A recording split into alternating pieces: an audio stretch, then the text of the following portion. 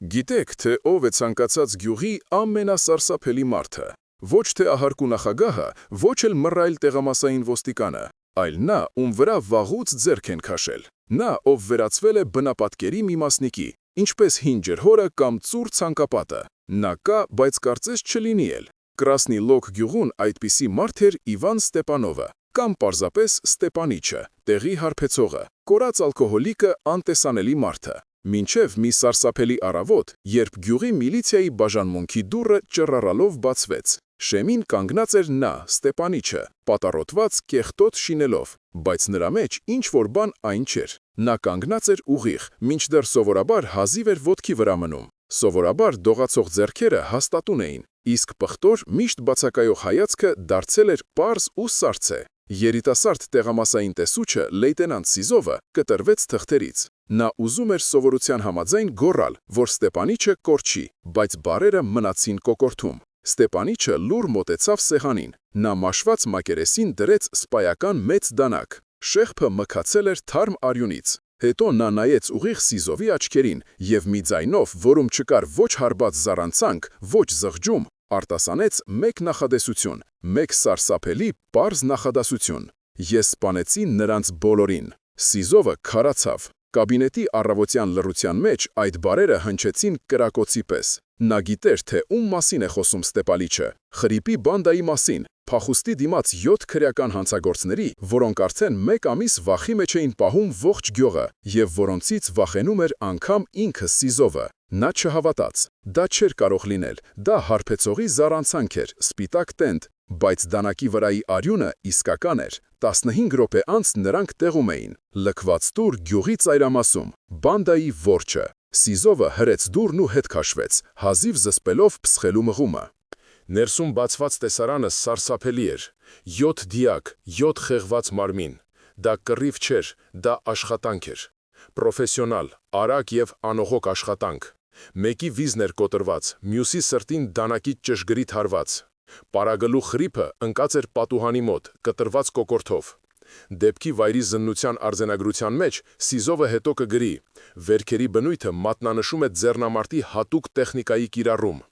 Նա նայում էր դիակներին, հետո Ստեպանիչին, ով հանգիստ կանգնած էր մուտքի մոտ և չէր կարողանում միացնել այդ երկու իրականությունները։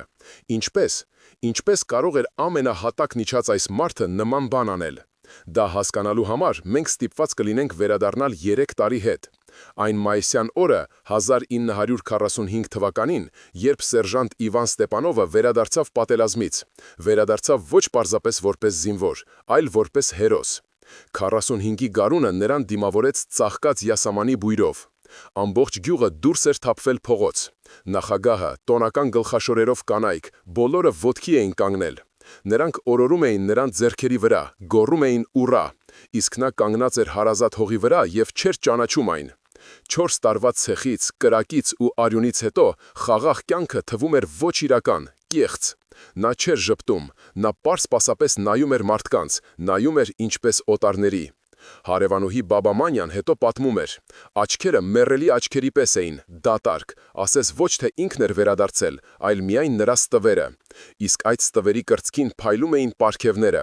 կարմիր աստղի 2 շքանշան, արիության համար մեդալ և փառքի 3 շքանշան, լրիվ ասպետ։ Կարմիր բանակում այդպիսիք հաշված մարդիկ էին։ Նրանցից յուրաքանչյուրը լեգենդ էր։ Յուրաքանչյուրը թշնամուն ոչնչացնելու անողոք մեքենա էր։ Իվան Ստեպանովը հետախույզ էր։ Նա չէր գնում սվինագրոհների։ Նրա աշխատանքը այլ էր, լուռ, գիշերային։ Նա անցնում էր ռազմաճակատի գիծը 1 շաբաթով, միայն 1 դանակով, և վերադառնում էր լեզվի կամ քարտեզների հետ։ Նրա հետախուզական վաշտի ծառայակիցները հիշում էին մի դեպք։ Կուրսկի մոտ նրանց խմբին թշնամին սեղմել էր օղակի մեջ։ 12 հոգի, գերմանական վաշտի դեմ։ Փամփուշտները վերջացել էին։ Թվում էր վերջ, ամեն ինչ ավարտված է։ Գիշերը Իվանը գնաց մենակ։ Առավոտյան նա վերադարձավ, իսկ գերմանական գնդացրային հաշվարկը, որը թույլ չէր տալիս նրանց գլուխ բարձրացնել, լռեց ընդմիշտ։ Երեքին էլ նա մորթել էր մերկ ձեռքերով։ Նա փորձում էր ապրել խաղաղ, ազնվորեն էր փորձում։ Վերադարձավ կնոջ Աննայի մոտ, աշխատանքի անցավ կոլխոզում որպես բրիգադիր, բայց պատերազմը բաց չէր թողնում։ Գիշերները նա գոռում էր քնի մեջ, գոռում էր այնպես, որ Աննան արթնանում էր սառը քրտինքի մեջ։ Նա տեսնում էր դեմքեր, այն մարդկանց դեմքերը, ում սպանել էր, տասնյակ, հարյուրավոր դեմքեր։ Նա արթնանում էր ու գնում նախասենյակ, լցնում էր մի բաժակ ինքնաթոր օղի, խմում միանգամից։ Միայն այդպես կարելի էր խլացնել գլխի միջի ճիչերը։ Սկզբում նա խմում էր միայն գիշերները, հետո սկսեց խմել ցերեկը։ Սկզբում մենակ, հետո գտնվեցին խմիչքի ընկերներ։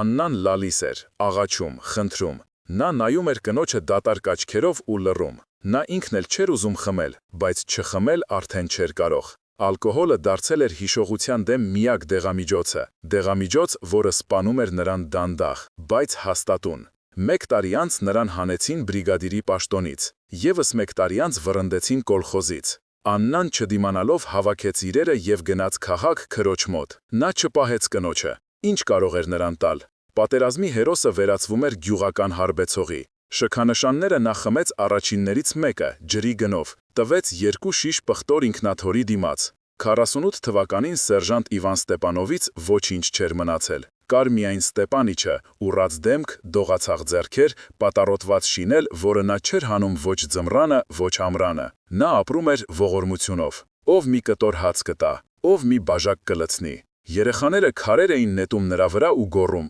«Ալկաշ»։ Նա չէր նեղանում, նա արդեն ոչինչ չէր զգում։ Նրա հոգին մոխրացած էր մինչև վերջ։ Եվ դեպի հատակը այս դանդաղ անկման մեջ նա ուներ միայն մեկ խարիսխ, մեկ թել, որը կապում էր նրան մարդկանց աշխարհի հետ։ Եվ հենց այդ թելից շուտով կկառչի փախուստի դիմաց հանցագործների բանդան, որպեսզի քաշի ու կտրի։ Բայց այդ այրված անապատում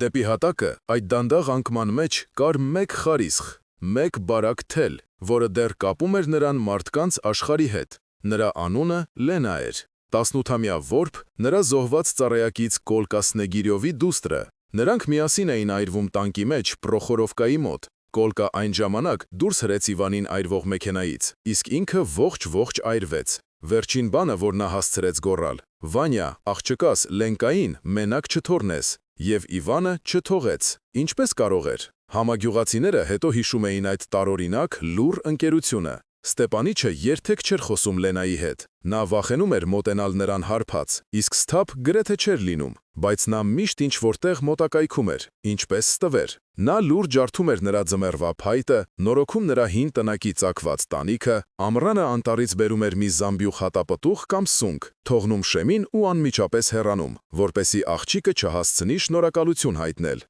Լենան միակ մարդն էր ամբողջ գյուղում, ով նրա մեջ չէր տեսնում հարբեցողի։ Նա տեսնում էր նրա մեջ մարդու, ում հոգին պատերազմը կոտրել էր։ Երբեմն նա թողնում էր նույն շեմին մի ափսե տաք հապուր կամ մի գավաթ կաթ։ Նա նույնպես լուր վերցնում էր։ Դա նրանց անխոս երկխոսությունն էր, երկու միայնակների երկխոսությունը։ Աղջիկը նրա վերջին խոստումն էր, վերջին իմաստը, վերջին բանը, որ չէր կարելի դավաճանել։ Հանցագործները հայտնվեցին գյուղում օգոստոսի վերջին, ինչպես մորեխը։ Սկզբում նրանք 3-ն էին, հետո եկան մյուսները։ Պարագլուխ Խրիփը փորձառու գայլ էր, 20 տարի ճամբարներում։ Նա անմիջապես հասկացավ. գյուղն անպաշտպան է։ Տեղամասային Սիզովը, երիտասարդ լեյտենանտ, 1 հոգի 3 գյուղի համար։ Նախագահը վախկոտ։ Տղամարդիկ պատերազմից հետո կամ չէին վերադարձել, կամ վերադարձել էին հաշմանդամ։ Իդեալական վայր հատակին պարկելու և տեղացիների հաշվին սնվելու համար։ Նրանք գործում էին լկտի և արագ։ Հենց առաջին օրը ծեծեցին նախագահին այն բանի համար, որ սխալ էր նայել։ Հետո թալանեցին գյուղի խանութը, տարան ամեն ինչ, օղուց մինչև տնտեսական օջախ։ Տեղամասայիլ Սիզովը եկավ, արձանագրություն կազմեց և ձևացրեց, թե ոչինչ չի պատահել։ Նա հասկանում էր. 7 դանակավոր տականքների դեմ նա մենակ չի դիմանա, իսկ օգնության սպասելու տեղ չկար։ Բանդան զգաց իր անպատժելիությունը։ Նրանք հարկադրեցին ամբողջ գյուղին տուրք վճարել։ Յուրաքանչյուր ընտանիք պետք է տար նրանց մթերքի մի մասը, ինքնաթոր, փող։ Ով հրաժարվում էր, նրանց սպասում էր գիշերային այցելություն։ Նման այցելությունից հետո մարդիկ դառնում էին ավելի զիջող։ Գյուղը քարացել էր վախից։ Մարդիկ վախենում էին փողոց դուրս գալ մայրամուտից հետո։ Փակում էին դռները բոլոր նիգերով, բայց վախը չէր փրկում։ Հենց Ստեպանիչը դարձավ բանդայի գլխավոր թիրախը։ Ոչ փողի պատճառով։ Ինչ փող հարբեցողի մոտ։ Նա դարձավ նրանց համար զվարճանք, կենդանի խաղալիք, մարդ, ում վրա կարելի էր ծաղրել առանց վտանգի։ Նրանք խլում էին նրանից ողորմությունը, որը նա հավաքում էր օրվա ընթացքում, ստիպում էին նրան երգել ու պարել մի բաժակ էժանագին օղու համար։ Մի անգամ խրիպը հանգցրեց ծխախոտի մնացորդը նրա պատառոտված շինելի վրա։ Պարզապես այնպես, ձանձրույթից։ Ստեպանիչը հանդուրժում էր։ Լուռ։ Նա աչքերը խոնարհում էր գետնին ու տանում բոլոր նվաստացումները։ Նրա ներսում քնած էր գազանը, այն նույն հետախույզը, որը մենմենակ մորթում էր գերմանական պահակակետերը։ Բայց այդ գազանը գրեթե մեռած էր, ողողված տարիների ալկոհոլով, թաղված ամոթի և անտարբերության հաստ շերտի տակ։ Գրեթե։ Բանդիտները դա չէին տեսնում։ Նրանք տեսնում էին միայն կեղտոտ ցած գլորված ալկաշի, անվնաս գյուղական հիմարի։ Եվ դա դարձավ նրանց ճակատագրական սխալը։ Նրանք չգիտեին, որ կա մի գիծ, որը չի կարելի անցնել։ Գիծ, որից այն կողմ ավարտվում է հարբեցող Ստեպանիչը և սկսվում է սերժանտ Ստեպանովը։ Նրանք չգիտեին Լենայի մասին։ Նրանց համար նա պարզապես ևս մի աղջնակ էր այդ գյուղում, համակրելի, միայնակ, անպաշտպան, իդեալական թիրախ, իրենց իշխանությունը ցուցադրելու համար, բոլորին ցույց տալու, որ իրենց կարելի է ամեն ինչ, բացարձակապես ամեն ինչ։ Դա տեղի ունեցավ սեպտեմբերի 5-ի երեկոյան։ Ստեպանիչը, ինչպես միշտ, նստած էր իր քանդվող տան քարե նստարանին։ Նա հենց նոր հարևանից մի դույլ կարտոֆիլ էր փոխանակել բանջարանոցում օգնելու դիմաց և հիմա պատրաստվում էր կեսը տանել Լենային։ Նա սպասում էր, որ մթնի, որպեսզի ոչ ոք չտեսնի։ Նա միշտ այդպես էր անում։ Այդ պահին նա լսեց ծիծաղ, հարբած, բարձր ծիծաղ Լենայի տան կողմից։ Հետո լսվեց կոտրվող ապակու ձայն։ Ստեպանիչի սիրտը մի պահ կանգ առավ։ Նա դանդաղ վեր կացավ։ Դողացող ձեռքերը հանկարծ դադարեցին դողալ։ Նա նայեց աղջիկա տան կողմը։ Պատուհանից ծուխ էր դուրս գալիս, և նա լսեց ճիչ։ Դա պարզապես ճիչ չէր։ Դա այն նույն ճիչն էր, որը նա լսել էր տասնյակ անգամներ պատերազմում։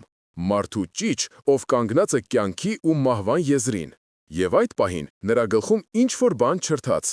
Մառախուղը, որը տարիներով պատել էր նրա ուղեղը, ցրվեց։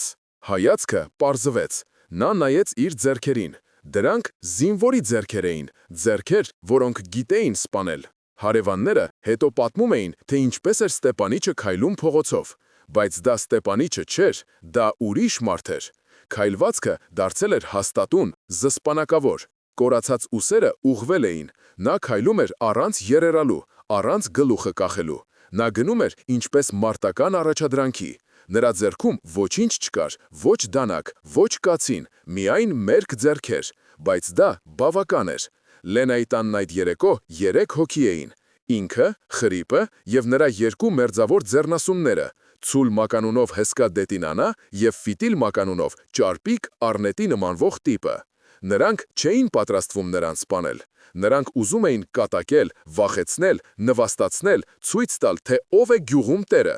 Նրանք ջարդել էին պատուհանը, մտել տուն։ Լենան գոռացել էր։ Ցուրը բռնել էր նրան, փակել բերանը։ Խրիպը քմծիծաղ տալով գրպանից հանել էր դանակը։ «Սուս, գեղեցկուհի», շշնջացել էր նա։ «Եթե լավ աղջիկ լինես, պարզապես հյուսերդ կկտրենք հիշատակի համար»։ Այդ պահին դուռը թռավ ծխնիներից, պարզապես ներս ընկավ, ինչպես պարիսպ ջարդող գերանի հարվածից։ Շեմին կանգնած էր Ստեպանովը։ Նրա աչքերում չկար հարբած մառախուղ, դրանցում կար կատաղություն, սառը, հանգիստ, գազանային կատաղություն։ Հանցագործները մի պահ շփոթվեցին։ Նրանք չճանաչեցին այս մարդու մեջ այն խեղճացած ալկաշին, ում նվաստացնում էին ցերեկը։ Սա ուրիշ մեկն էր։ Ցուլը առաջինը ուշքի եկավ։ Նա հրեց Լենային և գնաց Իվանի վրա, խաղացնելով մկանները։ Հասակով նա մի գլուխ բարձր էր։ Ուսերը 1.5 անգամ լայն։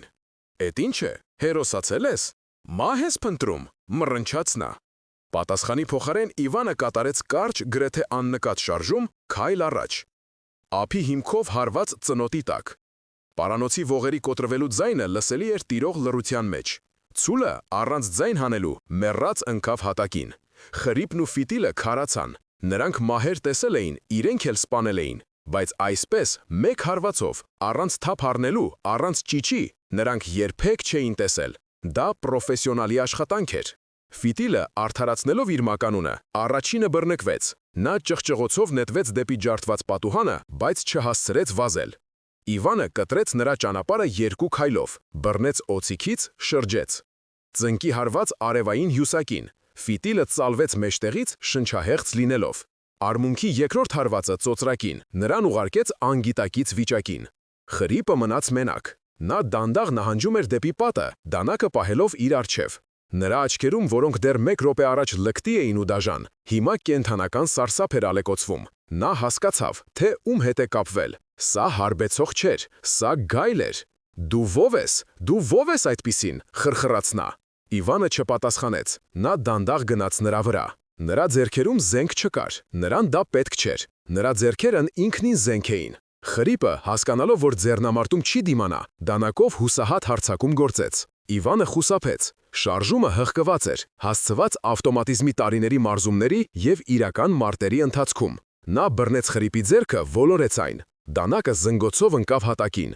Իվանը չսպանեց նրան անմիջապես։ Նա ոլորեց նրա ձեռքը մեջքի հետևը և քաշ տվեց դեպի սեղանը։ Սեղանին կերոսինի լամպ էր դրված։ Իվանը վերցրեց այն։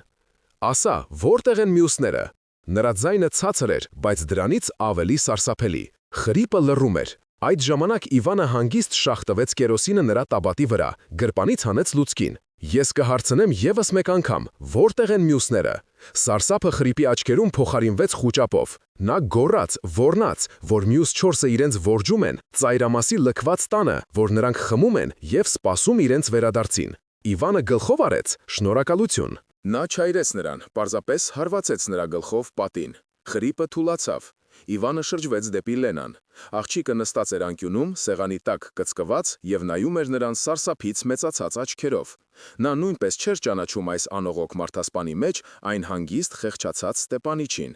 Իվանը մոտեցավ նրան, կռացավ, մեկնեց ձեռքը, ուզում էր շոյել գլուխը, հանգստացնել, բայց ձեռքը ցուլի արյան մեջ էր։ Նա հետ քաշեց այն։ «Նստիր այստեղ, փակիր դուռը, ոչ ոքի չբացես, մինչև ես չվերադառնամ»։ Նա դուրս եկավ տնից։ Գիշերը մութ էր ու խաղաղ, միայն ծղրիտներն էին ճռռում խոտերի մեջ։ Նա գետնից վերցրեց խրիպի դանակը, կշռեց ձեռքում։ Հարմար է, սրանով կարելի է աշխատել։ Նա չգնաց փողոցով, նա գնաց բանջարանոցներով, ստվերի պես ձուլվեց խավարին։ Պատերազմը, որը ինչպես նրան թվում էր, ավարտվել էր 3 տարի առաջ, վերադարձավ։ Կամ գուցե այն երբեք էլ չէր հեռացել, պարզապես քնած էր խորքում և հիմա արթնացել էր ու արյուն էր պահանջում։ Ժամանակակիցները, ովքեր ուսումնասիրել են այս գործի նյութերը, նշել են մի ապշեցուցիչ մանրամասն։ Ստեփանովի հետագա գործողությունները պարզապես վրեժ չէին։ Դա թիկունքում թշնամական խմբի ոչնչացման դասական օպերացիա էր, հետախուզությամբ, պլանավորմամբ և կայծակնային կատարմամբ։ Ալկոհոլիկ Ստեփանիչը մահացավ, ծնվեց հետախուզ դիվերսանտ սերժանտ Ստեփանովը, և նա գնաց ավարտելու իր աշխատանքը։ Բանդայի որջը տեղակայված էր անտառապահի լքված տանը, գյուղի հենց ծայրամասում, իդեալական վայր։ Այնտեղից լավ երևում էր միակ ճանապարհը, իսկ տան հետևից անմիջապես սկսվում էր խիտ անտառը, նահանջի իդեալական ուղի։ Իվանը գիտեր այդ տունը, մանկության տարիներին նա ընկերների հետ մագլցում էր այնտեղ։ Նա հիշում էր սենյակների դասավորությունը, մուտքի ճռռացող հատակը և հողե հատակով հին նկուղը։ Այդ մանկական հիշողությունները հիմա վերածվում էին մարտավարական քարտեզի։ Նա չգնաց ուղիղ, նա շրջանցեց տունը մեծ կիսաշրջանով, շարժվելով անտառի կողմից։ Անաղմուկ, ինչպես ուրվական։ Դա նրան սովորեցրել էր դեռ որսորդ պապը։ «Քայլիր այնպես, որ ճյուղի վրա թռչունը չշարժվի», ասում էր ծերունին։ Պատերազմում այդ հմտությունը տասնյակ անգամներ փրկել էր նրա կյանքը։ Նա պառկեց թփերի մեջ, տնից մոտ 50 մետր հեռավորության վրա, սկսեց դիտարկումը։ Պատուհանում լույս էր վառվում, կերոսինի լամպ, լսվում էին հարբած ձայներ, ծիծաղ, գարմոնի ձայներ։ Նրանք 4-ն էին, բոլորը ներսում։ Դրսում պահակախումբ չկար։ Նրանք իրենց լիակատար անվտանգության մեջ էին զգում, թուլացել էին։ Դա նրանց երկրորդ սխալն էր այդ երեկո։ Իվանը սպասում էր։ Նա կարող էր ներխուժել հենց հիմա, բայց դա հիմարություն կլիներ։ 4 հարբած, բայց դեռ ուժեղ տղամարդիկ, դանակներով, փակ տարածության մեջ, դա չափազանց մեծ ռիսկ է։ Հետախույզ Ստեփանովը երբեք իզուր ռիսկի չէր դիմում։ Նա սպասում էր, որ նրանք ավելի ուժեղ հարբեն, որ նրանց ռեակցիան դանդաղի, որ քունը սկսի հաղթել նրանց։ 1 ժամ սպասում, 2։ Լուսինը դուրս եկավ ամպերի հետևից լուսավորելով տան դիմացի բացատը։ Տան ձայները ցածրեցան, գարմոնը լռեց, պատուհանի լույսը մարեց։ Նրանք պառկեցին քնելու։ Հիմա կարելի էր սկսել։ Իվանը հանեց դանակը, այն նույնը, որը խլել էր խրիպից։ Նա չմտավ դռնով, նա հիշում էր ճռացող հատակի մասին։ Նա շրջանցեց տունը հետևից և անաղմուկ կատվի պես բարձրացավ տանիք։ Տանիքը հին էր, փտած, մի տեղ անցք էր բացվել։ Դրա միջով նա իջավ ձեղնահարկ։ Ձեղնահարկում փոշու և մկների հոտ էր գալիս։ Նա շարժվում էր շոշափելով, աշխատելով չդիպչել գերաններին, ձայն չհանել։ Ձեղնահարկի հատակին անցք կար, դեպի նախասենյակ տանող, փակված ժանգոտ նիգով։ Իվանը դանդաղ միլիմետր առ միլիմետր հետ քաշեց այն։ Ժանգոտ մետաղի ճռոցը նրան խլացուցիչ բարձր թվաց, բայց ներքևում ոչ ոք թարթնացավ։ Տանը թանձր խռմփոց էր տիրում։ Նա իջավ նախասենյակ։ Այստեղ քնած էր բանդիտներից մեկը, ամենաերիտասարդը։ Երևի նրան թողել էին պահակ, բայց ինքնաթորը կատարել էր իր գործը։ Նա քնած էր մեռելային քնով, ձեռքերը տարածած։ Իվանը մոտեցավ նրան։ Մի պահ նրա մեջ արթնացավ ինչ-որ մարդկային բան։ Տղան շատ երիտասարդ էր, մոտ 20 տարեկան, գուցե դեռ կարելի էր նրան, բայց հետո նա հիշեց Լենայի ճիչը, և խղճահարությունը անհետացավ։ Նա ափով փակեց նրա բերանը։ Կարճ, ճշգրիտ հարված դանակով։ Տղան անգամ չցնցվեց։ Մնացին երեքը։ Նրանք քնած էին մեծ սենյակում, երկուսը նստարաններին, մեկը հատակին, վառարանի մոտ։ Իվանը մտավ սենյակ։ Լուսնի լույսը ընկնում էր պատուհանից, խավարից դուրս բերելով նրանց դեմքերը, քնած մարդասպանների և բռնաբարողների դեմքերը։ Նա մոտեցավ առաջինին, նրան, ով քնած էր պատուհանի մոտի նստարանին։ Նույն հնարքը, ափ, հարված, լռություն։ Բայց այստեղ տեղի ունեցավ անսպասելին։ Երրորդը, որ քնած էր հատակին, հանկարծ շարժվեց քրի մեջ, ինչ-որ բան մրթմրթաց։ Իվանը քարացավ։ 1 վայրկյան, 2, 3։ Բանդիտը նորից սկսեց խռմփացնել։ Իվանը շունչ քաշեց։ Նա մոտեցավ նրան։ Բայց այդ պահին չորրորդը, որ քնած էր մյուս նստարանին, հանկարծ նստեց։ Նա չարթնացավ, պարզապես նստեց լուսնոտի պես և հառեց Իվանին կույր աչքերով։ Մտածելու ժամանակ չկար։ Իվանը նետվեց նրա վրա, բայց նա, երևի, ինչ-որ բան զգաց, գազանի բնազդ։ Նա գոռաց ոչ մարդկային, վայրի ձայնով, և այդ ճիչը արթնացրեց երրորդին։ Նա վեր թռավ, ձեռքում փայլեց դանակը։ Իվանը հասցրեց հարվածել գոռացողին, բայց նա, ընկնելով, կառչեց նրա ոտքից։ Իվանը կորցրեց հավասարակշռությունը, ընկավ, և այդ պահին նրա վրա հարձակվեց երրորդը։ Խավարի մեջ սկսվեց պայքար, հարվածներ, խռխռոց, հայհոյանք։ Բանդիտը ուժեղ էր, նա փորձում էր դանակահարել Իվանին։ Իվանը բռնեց նրա ձեռքը։ Նրանք գլորվում էին հատակին, փորձելով հաղթել միմյանց։ Ինչ-որ պահի բանդիտին հաջողվեց պոկել ձեռքը, նա թափառավ հարվածելու համար։ Իվանը գլորվեց մի կողմ, դանակը խրվեց հատակի մեջ նրա գլխի կողքին։ Իվանը օգտվեց հապաղումից, նա ոտքով հարվածեց բանդիտի ծնկին, ճարճատյուն, վայրի ոռնոց։ Իվանը վեր թռավ, բայց ուշ էր, բանդիտը, հաղթահարելով ցավը, պոկեց դանակը հատակից և նետեց այն։ Իվանը հասցրեց խուսափել, բայց շեղբը քերեց ուսը։ Այրող ցավ։ Արյունը ժայթքեց, ողողելով թևքը։ Բանդիտը, կաղալով, նետվեց դեպի դուռը։ Նա ուզում էր դուրս վազել, տագնապ բարձրացնել, բայց Իվանը հասավ նրան արդեն նախասենյակում։ Նա այլևս չօգտագործեց դանակը, նա պարզապես կոտրեց նրա վիզը, ինչպես կոտրում էր գերմանացի պահակներինը։ Ամեն ինչ ավարտված էր։ Նա կանգնած էր սենյակի մեջտեղում, ծանր շնչելով։ Ուսը այրվում էր, արյունը կաթում էր հատակին։ 4 դիակ։ Նա արեց դա։ Նա ոչնչացրեց նրանց բոլորին, բացի այն երեքից, որոնք մնացել էին Լենայի տանը։ Նա նայեց իր ձեռքերին։ Դրանք մինչև արմունկները արյան մեջ էին։ Նա չէր զգում ոչ ուրախություն, ոչ բավարարվածություն, միայն դատարկություն, սառցե, զնգացող դատարկություն։ Պատերազմը վերադարձել էր, և նա նորից դարձել էր մարդասպան։ Նա դուրս եկավ տնից։ Նախալուսաբացային մառախուղը փռվում էր գետնին։ Ինչ-որ տեղ կանչեց առաջին աքլորը։ Սկսվում էր նոր օր բոլորի համար, բացի նրանցից, ովքեր մնացին այս տանը։ Նա գնաց հետ, դեպի Լենայի տունը։ Պետք էր ավարտել սկսածը, խրիպն ու ֆիծիլը։ Նրանք դեռ ողջ էին, կապկպված, սպասում էին իրենց ճակատագրին։ Վերադառնալով Լենայի տուն, Իվանը շարժվում էր արդեն ոչ որպես հետախույզ։ Նա գնում էր ուղիղ փողոցով, չթաքնվելով։ Վիրավոր ուսը մղկտում էր բութ բաբախող ցավով։ Շինելը ներծծվել էր արյունով և ծանրացել, բայց նա դա չէր նկատում։ Գլխում միայն մեկ միտք կար՝ ավարտել, վերջակետ դնել այս արյունոտ գիշերվան։ Նա մոտեցավ տանը։ Դուռը փակ էր ներսից, ինչպես ինքն էր հրամայել։ Նա ցածր թակեց, պայմանական թակոց, որը նա ժամանակին սովորեցրել էր իր հետախույզներին, 3 կարճ, 2 երկար։ Դրան հետևից լսվեց վախեցած խշշոց, հետո Լենայի ցածր ձայնը. «Ո՞վ է»։ «Ես եմ, Ստեպանիչը, բաց արա»։ Նիքը հետ քաշվեց։ Լենան կանգնած էր շեմին, գունատ, սարսափից մեծացած աչքերով։ Նա տեսավ նրան ամբողջովին արյան մեջ, դանակը ձեռքին և հետ քաշվեց։ «Ամեն ինչ վերջացած է», ասաց նա խրպոտ, մյուսները էլ չկան։ Նա մտավ տուն։ Խրիպն ու Ֆիտիլը պառկած էին հատակին, պարանի կտորներով կապկտված։ Նրանք արդեն ուշքի էին և հիմա նայում էին ներս մտած Իվանին կենդանական սարսափով։ Նրանք լսել էին ճիչերը անտառապահի տնից։ Նրանք հասկացել էին, որ իրենց հանցակիցները մեռած են։ Իվանը մոտեցավ նրանց, նա լուռ նայում էր նրանց վերևից։ Նրանց դեմքերին, որոնք դեռ 3 լկտի էին ու դաժան, հիմա միայն վախ էր։ Նրանք մարմրում էին, փորձում էին ինչ-որ բան ասել լաթերից պատրաստված խցանների միջով։ «Ինչ ենք անելու նրանց հետ», հարցրեց Լենան շշուկով։ Նա մոտեցավ հետևից, վախենալով մոտենալ նրան։ Նա թվում էր նրան օտար ու սարսափելի։ Իվանը չպատասխանեց, նա մտածում էր, պատերազմի օրենքներով նա պետք է սպաներ նրանց, գերիները, ովքեր չափազանց շատ բան գիտեն, բեռ են և ռիսկ։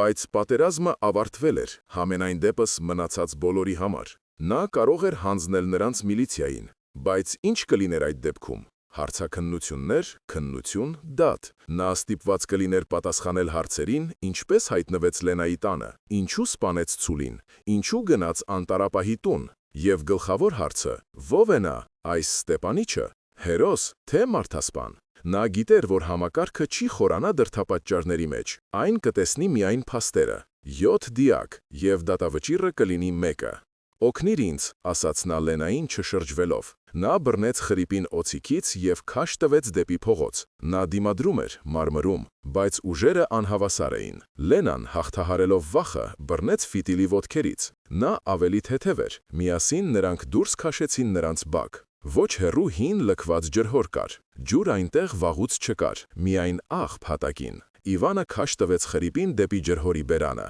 հանեց նրա բերանի խցանը։ «Վերջին խոսք ունես», հարցրեց նա։ Խրիպը շնչահեղձ լինելով խրխռաց. «Մի սպանիր, ես փող ունեմ, ոսկի, թաքստոցում, ամեն ինչ կտամ»։ Իվանը քմծիծաղ տվեց. «Ինձ պետք չեն քո փողերը»։ Նա նայեց Լենային։ Աղջիկը կանգնած էր դեմքը ձեռքերով փակած։ Նա չէր կարողանում նայել դրան։ Եվ այդ պահին Իվանը արեց մի բան, որին ոչ ոք չէր սպասում, ներառյալ ինքը։ Նա չսպանեց նրանց, նա պարզապես արձակեց նրանց ձեռքերը։ «Կորեք», ասաց նա։ 5 րոպե ունեք, որպեսի անհետանաք այս գյուղից։ Եթե ես ձեզ այստեղ ևս մեկ անգամ տեսնեմ, ես ձեզ կգտնեմ ու կթաղեմ։ Հասկացաք։ Խրիպն ու Ֆիտիլը, չհավատալով իրենց բախտին, նետվեցին փախուստի։ Նրանք սայթաքում էին, ընկնում, բարձրանում ու նորից վազում։ 1 րոպե անց նրանց ուրվագծերը ձուլվեցին նախալուսաբացային մառախուղին։ Լենան իջեցրեց ձեռքերը։ Նա նայում էր նրան տարակուսանքով։ Ինչու բաց թողեցիր նրանց։ Նրանք չէ որ կվերադառնան, նրանք վրեժ կլուծեն։ Իվանը գլուխը շարժեց։ Չեն վերադառնա։ Վախը ցանկացած պարանից ամուր շղթա է։ Նրանք կվախենան ինձնից մինչև իրենց օրերի վերջը։ Իսկ գլխավորը նա լռեց, հետո ավելացրեց ցածր. «Ես հոգնել եմ սպանելուց։ 4 տարվա պատերազմի ընթացքում ես այնքան եմ սպանել, որ կհերիքի 10 կյանքի համար»։ Հերիք է։ Նա նայեց իր ձեռքերին։ Արյունը դրանց վրա արդեն չորացել էր։ Պետք է լվացվել։ Նա մոտեցավ լվացարանին, երկար ու մանրակրկիտ լվանում էր ձեռքերը, տրորում էր դրանք ավազով, ասես փորձում էր մաքրել ոչ միայն արյունը, այլև հենց հիշողությունը այդ գիշերվա մասին։ Լենան մոտեցավ նրան։ Նա վերցրեց մաքուր սրբիչը և զգուշորեն չորացրեց նրա վիրավոր ուսը։ «Ցավում է», հարցրեց նա։ Նա գլխով արեց ոչ այնպես, ինչպես այստեղ, և մատով ցույց տվեց իր կուրծքը։ Նա մշակեց նրա վերքը, կապեց մաքուր լաթով։ Նրանք նստած էին շեմին լուռ։ Արևն արդեն ծագում էր, երկինքը ներկելով վարդագույն երանգներով։ Գյուղը արթնանում էր։ Ինչ-որտեղ հաչեց շունը, բառաչեց հորթը։ Սկսվում էր նոր խաղաղ օր։ Բայց նրանց երկուսի համար աշխարհը այլևս երբեք նախկինը չէր լինի։ «Հիմա ի՞նչ է լինելու», հարցրեց Լենան։ Իվանը ուսերը թոթվեց։ «Չգիտեմ։ Հիմա ինձ փնտրելու են անտառում գտնվողների համար և այս երկուսի համար։ Նրանք կհասնեն քաղաք և ամեն ինչ կպատմեն»։ «Պետք է փախչել», ասաց նա։ Դու պետք է գնաս անտառ, դու չէ որ կարող ես։ Նա նայեց աղջկան։ Նրա աչքերում կար ոչ միայն հոգատարություն, այլև ինչ-որ ուրիշ բան, մի բան, որ նա շատ վաղուց չէր տեսել կանանց աչքերում։ Իսկ դու, հարցրեց նա, ես կմնամ։ Ես կասեմ, որ ոչինչ չեմ տեսել, որ բանդիտները իրար են կերել։ Ինձ կհավատան։ Իվանը տխուր քմծիծաղ տվեց։ Չեն հավատա։ Նրանք կգտնեն 7 դիակ և 1 կենդանի վկա։ Քեզ կտանջեն հարցաքննություններով, իսկ գուցեև մեղադրեն հանցակցության մեջ։ Ոչ, այդպես չի լինի։ Նա վեր կացավ, ուսը նորից ցավեց։ Նա դեմքը ծամացրեց։ Կա միայն մեկ ելք։ Ես կգնամ ինքս, կպատմեմ ամեն ինչ ինչպես եղել է։ Գուցե հավատան, պատերազմի հերոսը պաշտպանել է որդփին։ Նա չավարտեց։ Երկուսն էլ հասկանում էին, որ դա միամտություն է։ Համակարգը չի սիրում միայնակ հերոսների։ Համակարգը սիրում է կարգուկանոն, իսկ 7 դիակը կարգուկանոնի խախտում է, շատ լուրջ խախտում։ Ոչ, ասաց Լենան հաստատակամ։ Մենք կգնանք միասին։ Եթե փախչել, ապա միասին, եթե հանձնվել, ապա միասին։ Իվանը նայեց նրան։ 18-ամյա աղջնակ, փխրուն, վախեցած, բայց նրա մեջ ավելի շատ տղամարդկություն կար, քան շատ առողջ տղամարդկանց մեջ, որոնց նա տեսել էր։ Նա հիշեց իր ընկեր Կոլկային։ Նա նույնպես այդպիսի համառ ու անձնվեր էր։ Լավ, ասաց նա, բայց ոչ հիմա։ Սկզբում պետք է կոծկել հետքերը և պատրաստվել։ Ժամանակակիցները, ովքեր ուսումնասիրել են վետերանների հոգեբանությունը, նշում են այսպես կոչված հետմարտական համախտանիշը։ Մարդը, ով վերադարձել է պատերազմից, երկար ժամանակ շարունակում է ապրել դրա օրենքներով։ Ցանկացած ստրեսային իրավիճակ կարող է ակնթարթորեն արթնացնել նրա մեջ զինվորին։ Հենց դա էլ տեղի ունեցավ Իվանի հետ։ Բայց ամենազարմանալին այն է, որ այս արյունոտ գիշերվանից հետո նա չընկավ հարբեցողության գիրքը։ Ընդհակառակը, նրա մեջ արթնացավ ոչ միայն զինվորը, այլև հրամանատարը, մարդ, ով պատասխանատվություն է վերցնում ոչ միայն իր, այլև ուրիշների համար։ Նա սկսեց գործել հստակ, արագ, առանց ավելորդ հույզերի, ինչպես առաջադրանքի ժամանակ։ Առաջին հերթին պետք էր ազատվել Լենայի տան դիակներից, Ցուլի դիակից և Ֆիտիլի անգիտակից մարմնից։ Նրանց այստեղ թողնել չէր կարելի։ Տեղամասային սիզովը կարող էր հայտնվել ցանկացած պահի։ Իվանը շուրջը նայեց։ Նրանց մինչև անտառ քաշ տալը հեռու էր և ռիսկային, կարող էին նկատել հարևանները, բայց նա հիշում էր բակի հին նկուղի մասին, խորը հողե հատակով, իդեալական ժամանակավոր թաքստոց։ Նա գոմից բահ բերեց։ Աշխատանքը ծանր էր, վիրավոր ուսը զգացնել էր տալիս, բայց նա փորում էր համառորեն, մեթոդաբար, սանտիմետր առ սանտիմետր։ Լենա օգնում էր, ինչով կարող էր, հեռացնում էր հողը, ծածկում նկուղի մուտքը հին թախտակնարով։ 2 ժամ անց փոսը պատրաստ էր։ Նրանք իջեցրին մարմինները այնտեղ, ծածկեցին հողով, տրորեցին, վրան հին աղբ լցրին։ Հիմա, եթե անգամ ինչ-որ մեկը նայի նկուղ, ոչինչ չի կասկածի։ Հետո նրանք սկսեցին մաքրել տունը, լվանում էին արյունը հատակից, վարարանում այրում են արյունոտ լաթերը։ Իվանը ուղղեց դրան ծխնիները, տեղադրեց ջարդված պատուհանը։ Առավոտյան տունը այնպիսի տեսք ուներ, ասես ոչինչ էլ չէր պատահել, միայն հոտը, թեթև, հազիվ զգալի վախի և մահվան հոտը, որը թվում էր ներծծվել էր պատերի մեջ։ Հիմա լսիր ինձ ուշադիր, ասաց Իվանը Լենային։ Նա նստեց սեղանի մոտ, գրպանից հանեց մատիտի մնացորդ և հին թերթի կտոր, սկսեց գծել սխեման։ Շուտով այստեղ կլինի միլիցիան, շատ միլիցիա։ Նրանք կսկսեն սանրել անտառը, կփնտրեն նրանց, ովքեր անտառապահի տանն են, կգտնեն նրանց, կսկսվեն հարցաքննություններ, կգնան տնետուն, կհարցնեն ով ինչ է տեսել, ով ինչ է լսել։ Քո խնդիրը լռելն է։ Դու ոչինչ չգիտես։ Գիշերը քնածը իր խորը ոչինչ չես լսել։ Հասկացար։ Լենան գլխով արեց։ Նրանք ճնշում կգործադրեն քեզ վրա, շարունակեց նա։ Կսպառնան, գուցե անգամ ձերբակալեն, բայց դու դիմացիր։ Պարզապես ասա մեկ բան. չգիտեմ, չեմ տեսել, չեմ լսել։ Գլխավորը, որ նրանք չունենան ոչ մի թել, որը կտանի դեպի ինձ։ Նա նայեց նրան։ Դու կկարողանաս։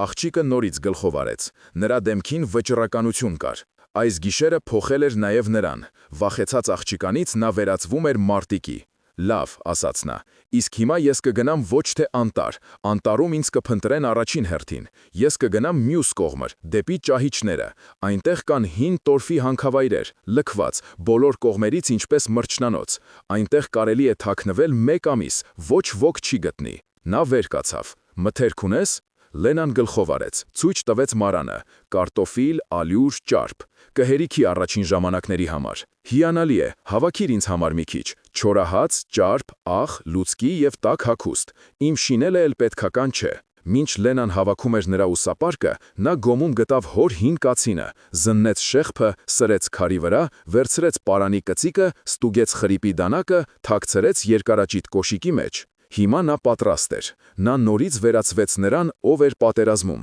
հետախույզ, որը գնում է թշնամու թիկունք։ Միայն թե հիմա թշնամին ամբողջ համակարգն էր, իսկ թիկունքը անանցանելի ճահիճները։ Հրաժեշտը կարճ էր։ Նա մոտեցավ Լենային։ Աղջիկը մեկնեց նրան հավաքած ուսապարկը, նրանց ձեռքերը հանդիպեցին։ Նա պահեց աղջիկա ձեռքը իր ձեռքի մեջ։ «Շնորհակալություն քեզ», ասաց նա։ «Ինչի համար», զարմացավ նա։ «Նրա համար, որ երես չթեքեցիր»։ Ինչպես բոլորը։ Նա ուզում էր ասել ևս մի բան, մի կարևոր բան, բայց բառեր չգտավ։ Պարզապես շրջվեց և գնաց դեպի ելքը։ «Ստեպանիչ», կանչեց նա։ Նա հետ նայեց։ «Վերադարձիր», ասաց նա։ Նա գլխով արեց և դուրս եկավ մոխրագույն լուսաբացի մեջ։ Նա հեռանում էր, իսկ գլխում արդեն պտտում էր հետագա գործողությունների պլանը։ Նա չէր պատրաստվում պարզապես նստել ճահիճներում, նա պատրաստվում էր գործել։ Նա գիտեր, որ խրիպն ու ֆիծիլը կհասնեն քաղաք, նրանք կպատմեն իրենց մարդկանց, և նրա հետևից կգա ոչ միայն միլիցիան, կգան գողերը, և նրանք կփնտրեն ոչ միայն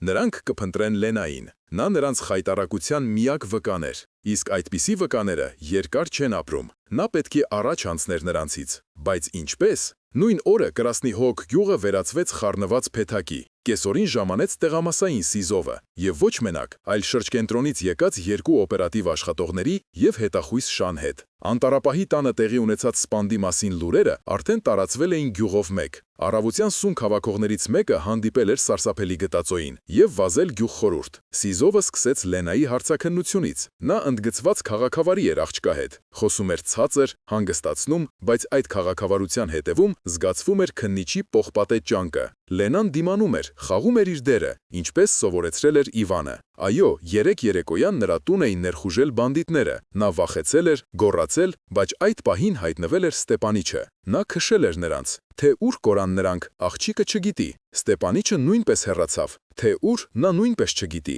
Դրանից ավել նա ոչինչ չի տեսել և չի լսել։ Սիզովը լսում էր, գլխով անում, գրի առնում։ Շունը, որին բերել էին օպերատիվ աշխատողները, իրեն տարօրինակ էր պահում։ Նա պտտվեց տան մոտ, վերցրեց հետքը դեպի անտառ, բայց հետո կորցրեց այն Արվակի մոտ։ Իվանը գիտեր ինչ անել։ Նա մի քանի կիլոմետր անցել էր ջրի միջով, որպեսզի շեղի հետախույզ շանը։ Հին հնարք։ Սիզովը հասկանում էր, որ աղջիկը ինչ-որ բան չի ասում, բայց ապացույցներ չկային։ Նա նրա տան մոտ թողեց մի միլիցիոների, պահպանության համար, ասաց նա, իրականում հսկողության համար։ Հետո սկսվեցին խուզարկությունները։ Գնում էին տնետուն, փնտրում էին Ստեպանիչին, փնտրում էին զենք, փնտրում էին գոնե ինչ-որ հետքեր, բայց ոչինչ չգտան։ Գյուղը լռում էր, մարդիկ վախենում էին և բանդիտներից, և միլիցիայից։ Նրանք պարզապես ուզում էին, որ այս ամենը շուտ ավարտվի։ Երեկոյան հայտնի դարձավ, անտառապահի տանը իսկապես գտել են 4 դիակ, և ևս մեկը նախասենյակում, 5-ը, իսկ բանդայում 7-ն էին։ Ուր կորան մյուս երկուսը։ Եվ որտեղ է պարագլուխը, խրիպը։ Սիզովը կոտրում էր գլուխը։ Լենայի վարկածը, թե Ստեպանիչը պարզապես քշել է բանդիտներին, փլուզվում էր։ Քշել այնպես, որ թողնել 5 դիակ, բայց և մեղադրել Ստեպանիչին սպանության մեջ նա չէր կարող։ Չկային ուղղակի ապացույցներ, միայն վախեցած աղջկա ցուցմունքները և ամբողջ գյուղի լռությունը։ Իսկ Իվանը այդ ժամանակ արդեն հեռու էր։ Նա քայլում էր ողջ գիշեր և ողջ ցերեկ, առանց կանգ առնելու։ Քայլում էր առանց թաքնվելու, բայց և ուշադրություն չգրավելով։ Սովորական տղամարդ, կացնով և ուսապարկով։ Քիչ չեն այդպիսիք քայլում անտառներով պատերազմից հետո։ Նա շարժվում էր դեպի հյուսիս-արևելք, դեպի տորֆի ճահիճները։ Դա մեռյալ գոտի էր։ Անգամ որսորդները աշխատում էին շրջանցել այն։ Կորստյան վայր, բայց նրա համար դա իդեալական թաքստոց էր։ Երկրորդ օրվա երեկոյան նա հասավ նպատակակետին։ Նրա առջև փռված էր տխուր հարթավայր, ծածկված տկար թփուտներով և մամուռով։ Տեղ-տեղ երևում էին վագոնիկների ժանգոտ կմախքներ և կիսափուլ փայտե հարթակներ։ Դրանք հենց հին տորֆահանքերն էին։ Աշխատանքներն այստեղ դադարեցվել էին դեռ պատերազմից առաջ։ Հիմա դա աշխարհի ծայրն էր, մի վայր, որտեղ կարելի էր անհետանալ։ Նա գտավ լքված հանքուղի, որը տանում էր խորը գետնի տակ։ Ներսում չոր էր և փտացության հոտ էր գալիս։ Նա գնաց խորքը մոտ 100 մետր, մինչև փլվածքի։ Փլվածքի հետևում առաջացել էր փոքրիկ քարանձավ։ Այստեղ էլ նա որոշեց սարքել իր ժամանակավոր որջը։ Նա դասավորեց իրերը, վառեց փոքր խարույկ։ Ծուխը գնում էր առաստաղի ճեղքերով, դրսից այն չէր երևում։ Նա կերավ մի կտոր ճարպ չորահացով, առաջին նորմալ սնունը 2 օրվա ընթացքում։ Եվ երկար տարիների մեջ առաջին անգամ նա զգաց հանգստության նման մի բան։ Այստեղ գետնի տակ մարդկանցից հեռու նա նորից իր տարերքի մեջ էր, ինչպես պատերազմում, թշնամու թիկունքում, կա հստակ խնդիր, ողջ մնալ, կա թշնավի, նրանք, ովքեր փնտրում են իրեն, կա նպատակ, պաշտպանել Լենային, ամեն ինչ պարզ է։ Ամեն ինչ հասկանալի։ Խառախ կյանքի ոչ մի նրբերանգ, որոնք խելագարեցնում էին նրան։ Նա անցկացրեց իր թաքստոցում 3 օր, քնեց, ուշքի եկավ, բուժեց վիրավոր ուսը, իսկ գլխավորը մտածեց, գլխում պտտեց տարբերակները։ Նա հասկանում էր, որ այստեղ երկար նստել չի ստացվի։ Վաղ թե ուշ նրա հետքի վրա դուրս կգան և միլիցիան, և գողերը։ Հատկապես նրան անհանգստացնում էին գողերը, խրիպն ու ֆիտիլը, որոնց նա բաց էր թողել, նրա համար դանդաղ գործողության ռումբ էին։ Նրանք նվաստացած էին, իսկ քրեական աշխարհում նվաստացումը մաքրվում է միայն արյունով։ Նրանք վրեժ կլուծեն։ Եվ վրեժ կլուծեն ոչ թե իրենից, նրանք վրեժ կլուծեն Լենայից։ Նա պետք է ինչ-որ բան ձեռնարկեր, բայց ինչ կարող էր նա անել մենակ, առանց փողի, առանց փաստաթղթերի, հետախուզման մեջ գտնվելով։ 4-րդ օրը նա որոշեց դուրս գալ։ Գիշերը նա դուրս եկավ իր թաքստոցից և շարժվեց դեպի մոտակա երկաթուղային կայարանը։ Կայարան Ալխովկա, փոքրիկ հանգույց, որտեղ կանգ էին առնում ապրանքատար գնացքները։ Նա քայլեց 8 ժամ, մինչև առավոտ։ Նա տեղում էր, թաքնվեց գծերի մոտ գտնվող անտառաշերտում, սկսեց դիտարկումը։ Նա գիտեր ինչ է փնտրում, նա փնտրում էր փոստատարի։ Հետպատերազմյան քրեական աշխարհում գոյություն ուներ կապի ամբողջական համակարգ։ Տեղեկատվությունը փոխանցվում էր ուղևորատար գնացքների ուղեկցորդների, ապրանքատարների մեքենավարների, կայարանամերձ առևտրականների միջոցով։ Պետք էր միայն իմանալ, ում մոտենալ։ Իվանը գիտեր, պատերազմում նա բազմիցս օգտվել էր նման փոստատարների ծառայություններից, ռազմաճակատի գծով զեկույցներ փոխանցելու համար։ Նա սպասեց գրեթե 1 օր։ Վերջապես նա տեսավ անհրաժեշտ մարդուն, Մոսկվա Վորկուտա գնացքի փոստային բեռնատար վագոնի ուղեկցորդին, խորամանկ աչքերով մի տարեց տղամարդու։ Իվանը մոտեցավ նրան, երբ նա մի կողմ էր քաշվել վագոնի հետևը ծխելու։ Նա չսպառնաց, նա գործարք առաջարկեց. «Ինձ պետք է լուր փոխանցել Մոսկվա, կարևոր մարդկանց, կվճարեն լավ»։ Ուղեկցորդը շուրջը նայեց, գնահատեց Իվանին։ Նրա տեսքը, իհարկե, ամենաներկայանալին չէր, բայց հայացքի մեջ ինչ-որ բան ստիպեց ուղեկցորդին լուրջ վերաբերվել նրան։ «Ինչ մարդկանց», հարցրեց նա։ Իվանը տվեց ազգանունը։ Ազգանունը իսկական էր։ Դա նրա գնդի նախկին հրամանատարն էր, ով պատերազմից հետո մեծ պաշտոն էր ստացել Մոսկվայում։ Ուղեկցորդը սուլեց. «Լուրջ մարդիկ են, իսկ եթե դու ստոմ ես, այդ դեպքում կգտնես ինձ հենց այստեղ, մեռած», հանգիստ պատասխանեց Իվանը։ Նա թղթի կտորի վրա գրեց մի քանի բառ, ծածկագիր, որը նրանք հրամանատարի հետ հորինել էին դեռ 43-ին։ Միայն նրանք երկուսով գիտեին դրա նշանակությունը։ Նա տվեց երկտողը և վերջին փողերը, որ ուներ։ «Փոխանցիր, Յարոսլավյան կայարանում կդիմավորեն, կասես Ստեպանովից է»։ Հիմա մնում էր միայն սպասել։ Սպասել և հուսալ, որ հրամանատարը նրան չի մոռացել, որ նա կհավատա և որ նա կօգնի։ Դա նրա միակ շանսն էր։ Շանս վերախաղարկել իրավիճակը, որսից վերածվել որսորդի։ Բայց նա չգիտեր, որ այդ նույն ժամանակ Մոսկվայում արդեն ծավալվում էին իրադարձություններ, որոնք կանխորոշեցին նրա ճակատագիրը։ Եվ ամբողջ Կրասնի-Լոկ գյուղի ճակատագիրը։ Խրիպն ու Ֆիտիլը հասան Մոսկվա պատահական մեքենաներով 2 օրում, կեղտոտ ցնցոտիավոր չարացած։ Նրանք գնացին ոչ թե միլիցիա, նրանք գնացին տիրոջ, գլխավոր գողական հեղինակության մոտ, ով պահում էր ողջ Մոսկվայի մարզը։ Նրա անունը Միխաս էր, մարդ լեգենդ քրեական աշխարհում։ Խրիպը ծնկի իջած նրա առջև պատմեց ամեն ինչ, թե ինչպես նրանց բանդան միայնակ մորթեց ինչ-որ գյուղացի, թե ինչպես ինքը Խրիպը նվաստացվեց։ Նա խնդրում էր մեկ բան՝ օգնություն, մարդիկ, զենք, որպեսի վերադառնա և վրեժ լուծի։ Միխասը լսում էր լուռ, մատներով թխթքացնելով սեղանին։ Երբ Խրիպը վերջացրեց, նա երկար լռեց, հետո ասաց. «Դու տակտ ես արել, Խրիպ, դու և քո 6 նոցները։ Ձեզ 7 փորձառու գողերի ցրիվ տվեց մեկ մարդ։ Դու խայտառակեցիր գողական օրենքը, և դրա համար հասնում է մահ»։ Բայց նա չսպանեց Խրիպին, նա ավելի խելացի էր։ Նա այս պատմության մեջ հնարավորություն տեսավ։ «Այդ», ասաց նա մտահող, «նա հասարակ չէ, փառքի լրիվ ասպետ, հետախույզ դիվերսանտ։ Այդպիսի մարդիկ ճանապարհին ընկած չեն լինում, նա ինձ պետք է»։ Իվանի երկտողը հասավ հասցեատիրոջը 3 օր անց։ Գնդապետ Գեորգի Վասիլևիչ Օդինցովը, նրա հետախուզական վաշտի նախկին հրամանատարը, իսկ այժմ Մոսկվայում բանդիտիզմի դեմ պայքարի բաժնի ղեկավարներից մեկը։ Կարդաց տարօրինակ հաղորդագրությունը։ Ընդամենը մի քանի բառ։ Ջուրակը կանչում է բազեին։ Պահանջվում է աջակցություն օդից հին օդանավակայան։ Նա անմիջապես հասկացավ, թե ով է դա։ Ջուրակը Իվանի կանչի ազդանշանն է ռազմաճակատում, բազեն իր սեփականը, իսկ հին օդանավակայանը Կրասնի Լոկ գյուղի պայմանական անվանումը, որը նրանք օգտագործում էին զեկույցներում։ Օդինցովը անհապաղ վեր հանեց սերժանտ Իվան Ստեպանովի անձնական գործը։ Անհետ կորել է 45-ին, կինը ստացել է մահվան թուղթը, պարգևները հաշվառված են արխիվում, բայց երկտողը իսկական էր, ծածկագիրը կարող էր իմանալ միայն Իվանը։ Օդինցովը գործի մարդ էր, նա անմիջապես կապվեց շրջանային միլիցիայի բաժնի հետ, որին պատկանում էր Կրասնի Լոկ գյուղը։ Լեյտենանտ Սիզովի հաշվետվությունը անտարապահի տան սպանդի մասին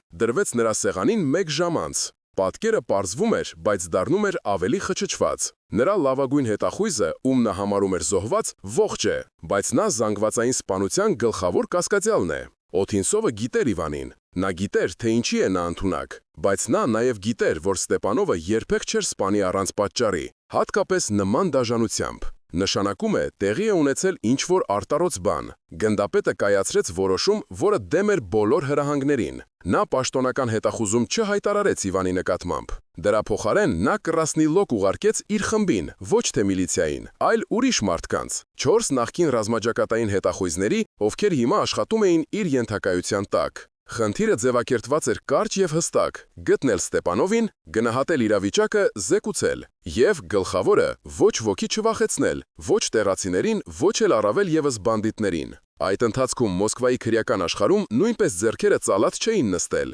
Հեղինակություն Միխասը, գնահատելով Իվանի ներուժը, որոշեց գործել։ Նա հասկացավ, որ նման մարդուն ուժով վերցնել չի ստացվի։ Պետք է այլ մոտեցում։ Նա գտավ Լենային։ Ավելի ճիշտ, նրա մարդիկ գտան աղջիկան։ Խրիպի եւ ֆիտիլի փախուստից 2 օր անց նրա տան մոտ կանգնեց Սև Պոբեդա։ Նրանից դուրս եկավ թանկարժեք կոստյումով մի պատկարելի տղամարդ։ Ներկայացավ որպես փաստաբան, ասաց, որ իրեն վարձել են Ստեպանովի ընկերները օգնելու համար։ Լենան չհավատաց։ Նա հիշում էր Իվանի խոսքերը. «Ոչ ոքի չվստահես»։ Բայց փաստաբանը համոզիչ էր։ Նա պատմեց այնպիսի մանրամասներ Ստեպանովի մասին, որոնք կարող էր իմանալ միայն մերձավոր մարդը։ Նա անգամ տվեց Կոլկա Սնեգիրյովի, Լենայի հորանունը։ «Իվանը շատ է անհանգստանում ձեզ համար», ասաց նա։ Նա խնդրել է փոխանցել, որ շուտով ամեն ինչ կավարտվի, բայց դրա համար նրան պետք է ձեր օգնությունը։ Դուք պետք է գնաք մեզ հետ ապահով վայր, որտեղ ձեզ ոչ ոք չի գտնի։ Դա թակարդ էր, եւ Լենան գրեթե ընկավ,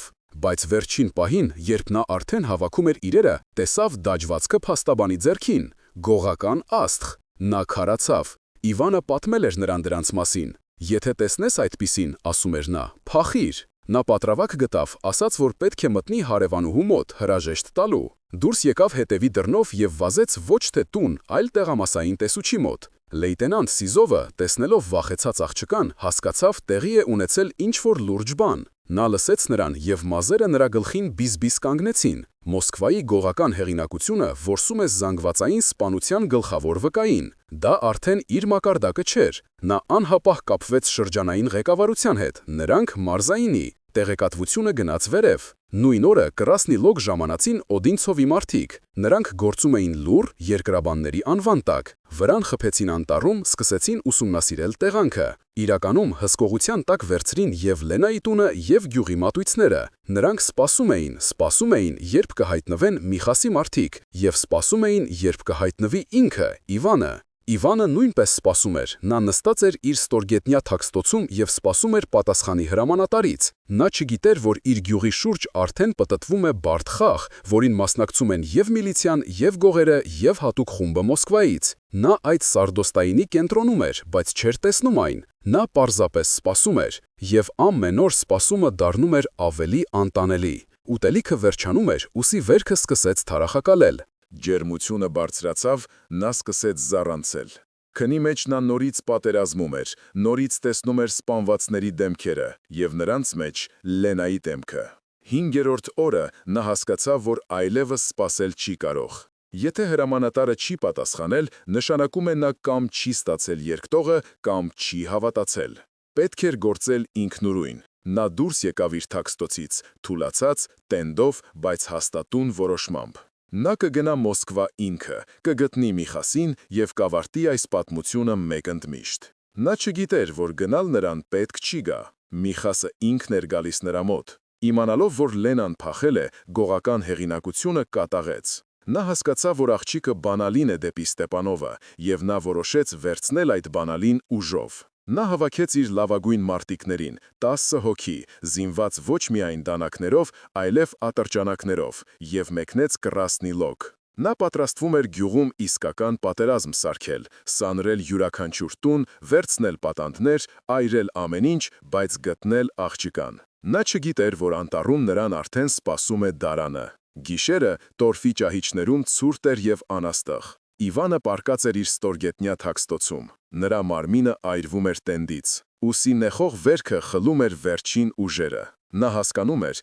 ևս 1-2 օր, և նա չի կարողանա անգամ վեր կենալ։ Գանգրենան նման պայմաններում մահվան դատավճիռ էր։ Հրամանատարի պատասխանի սպասումը վերածվել էր տանջանքի։ Իսկ եթե երկտողը տեղ չի հասել։ Իսկ եթե գնդապետ Օդինցովը որոշել է չխառնվել իր նախկին ենթակայի կեղտոտ պատմությանը։ Իվանը սեղմեց ատամները։ Ուսի ցավը ընդամենը տհաճ խոչընդոտ էր, գլխավորը քայլել։ Նա այլևս չէր կարող սպասել։ Նա պետք է հասնել Մոսկվա կամ գոնե փորձեր։ Նա վեր կացավ երերալով։ Յուրաքանչյուր քայլ արձագանքում էր ցավով ողջ մարմնում։ Նա հավաքեց սննդի մնացորդները ուսապարկի մեջ, ստուգեց կացինն ու դանակը, նայեց հանքուղու ելքին, որտեղ սևին էր տալիս անլուսին գիշերը, և գնաց։ Գնաց ընդառաջ իր ճակատագրին, չիմանալով, որ ճակատագիրը արդեն ինքն էր սլանում դեպի նա ամբողջ թափով։ Այդ նույն ժամանակ երկու մեքենա, բեռնատար և սև պոբեդա,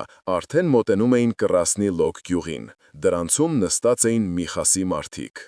Նրանք կանգ առան անտառում, չհասած առաջին տներին։ Միխասը անձամբ անցկացրեց հրահանգավորումը։ Նա փորձառու ռազմավար էր։ «Աշխատում ենք արագ և լուռ», ասաց նա իր մարտիկներին։ «Շրջափակում ենք աղջկա տունը, երկուսը վերցնում են նրան, մյուսները պահում են թիկունքը։ Եթե հայտնվի այդ հետախույզը, ողջ չվերցնել, եթե խառնվի միլիցիան, կրակել սպանելու նպատակով»։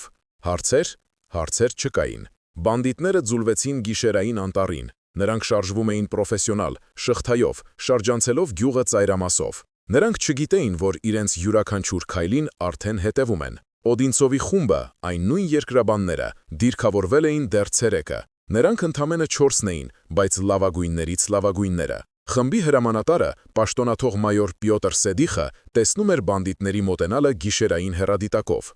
Նա հանգիստ տվեց հրամանները ռացիայով։ Առաջին, երկրորդ, դիրքավորվել, երրորդ, կտրում ես նահանջի ճանապարհը դեպի մեքենաները, աշխատում ենք իմ ազդանշանով, առանց աղմուկի։ Լեյտենանտ Սիզովը նույնպես չէր քնում։ Լենայի այցից հետո նա հասկացավ, որ գործը չափազանց լուրջ ընթացք է ստանում։ Նա դարան էր դրել նրա տան մոտ, 2 ամենախելացի միլիցիոներներով։ Նրանք թաքնվում էին դիմացի գոմում։ Նրանց խնդիրն էր դիտարկել և վտանգի դեպքում տագնապ բարձրացնել։ Բայց Սիզովը չգիտեր ոչ Միխասի խմբի, ոչ էլ Օդինցովի խմբի մասին։ Նա կարծում էր, որ գործ ունի տեղի խուլիգանների հետ։ Առաջինը տան վրա դուրս եկան Միխասի մարդկանցից 2-ը։ Նրանք անաղմուկ անցան ցանկապատի վրայով։ Մեկը մնաց սանդուղքի մոտ, երկրորդը մոտեցավ պատուհանին։ Այդ պահին գոմում գտնվող միլիցիոներներից մեկը չդիմացավ։ Նա տեսավ բանդիտի ձեռքին ատրճանակը և որոշեց գործել։